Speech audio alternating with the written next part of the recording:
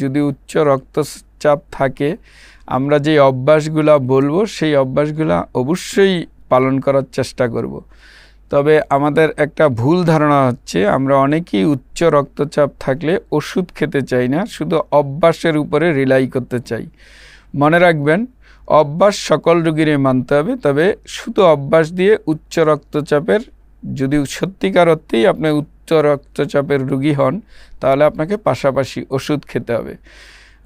আপনি বিভিন্ন গাইডলাইন বা রিকমেন্ডেশনগুলো যদি দেখেন, এখন উচ্চ রক্তচাপ একটা সময় আমরা 160-100-র উপরে হলে বলতাম যে ওষুধ খাওয়া লাগবে। এখনকার যে নতুন গাইডলাইনগুলা ওনারা কিন্তু 140 থেকে 90, উপরেরটা 140 নিচেরটা 90-এর উপরে হইলেই ওষুধ খেতে রিকমেন্ড করেন। এবং শুধু একটা ওষুধ না, 140 থেকে 90-এর ক্ষেত্রে আমাদের গাইডলাইনগুলো বলেছেন যে কম্বিনেশন ওষুধ, মানে একটা ওষুধ না, এমন ওষুধ দিতে হবে যেখানে দুইটা ওষুধের মিশ্রণ থাকে, এমন ধরনের ওষুধ দিতে হবে। তাহলে ওনারা কেন বললেন এই কম্বিনেশন ওষুধের কথা, এবং কেন ওনারা 160 থেকে এটাকে 140-এ নিয়ে আসলেন, এবং ডায়াস্টোলিক প্রেশার 100 থেকে নামিয়ে 90-এ কেন আনলেন?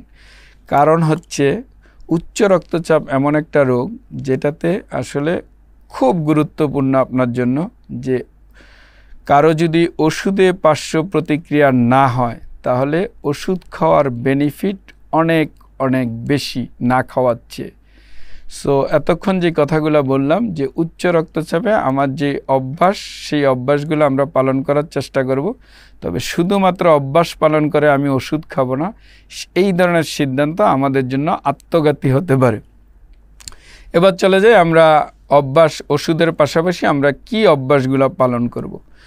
অভ্যাসগুলো হচ্ছে আমাদের 1 নাম্বার হচ্ছে আমাদের ওজন নিয়ন্ত্রণ করতে হবে। 2 নাম্বার হচ্ছে আমাদের ফিজিক্যাল অ্যাক্টিভিটি, যেটা ব্যায়াম বা প্রতিদিন 30 থেকে 40 মিনিট হাঁটার চেষ্টা করতে হবে। আমাদের ধূমপানের অভ্যাস ত্যাগ করতে হবে। ধূমপানের বাইরে অনেকে মাদক বা অ্যালকোহল খান, আমাদের মাদক পরিহার করতে হবে।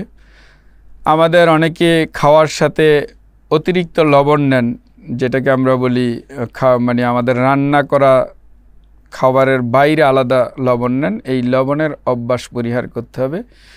আর আমাদের সুষম খাদ্য সেটা খাওয়ার চেষ্টা করতে হবে। সুষম খাওয়ার যেগুলোতে অতিরিক্ত চর্বি, তৈল না থাকে সেদিকে খেয়াল রাখতে হবে। এবং আমাদের যে প্রেশারের রোগীদের জন্য যে খাদ্যাভ্যাস বলে, কিছু রিকমেন্ডেড খাদ্যাভ্যাস আছে, সেগুলা স্পেশাল ডায়েট, সেগুলো আমাদের দেশে অবশ্য অনেকে অ্যাভেইলও করতে পারবেন না। আপনারা চাইলে কিছু স্পেশাল ডায়েট আছে খাওয়ার জন্য, সেগুলা ড্যাশ ডায়েট বলে, মেডিটেরিয়ান ডায়েট বলে, এই ডায়েটগুলো ফলো করতে পারেন। আপনারা অনলাইনে খুঁজলে পাবেন ড্যাশ ডায়েট এবং মেডিটেরিয়ান ডায়েট। এই খাদ্যাভ্যাসগুলো প্রেশার নিয়ন্ত্রণে অত্যন্ত কার্যকর।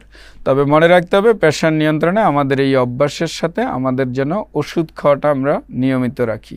আমি আবারও বলবো, উচ্চ রক্তচাপে কারো যদি ওষুধে পার্শ্ব প্রতিক্রিয়া না হয় অথবা ওনার ওষুধে কোনো বিরূপ প্রতিক্রিয়া না থাকে, তাহলে ওষুধ খাওয়ার গুরুত্ব অত্যন্ত মানে উপকারী, এইভাবে অনিয়মিত বা না খাওয়াচ্ছে।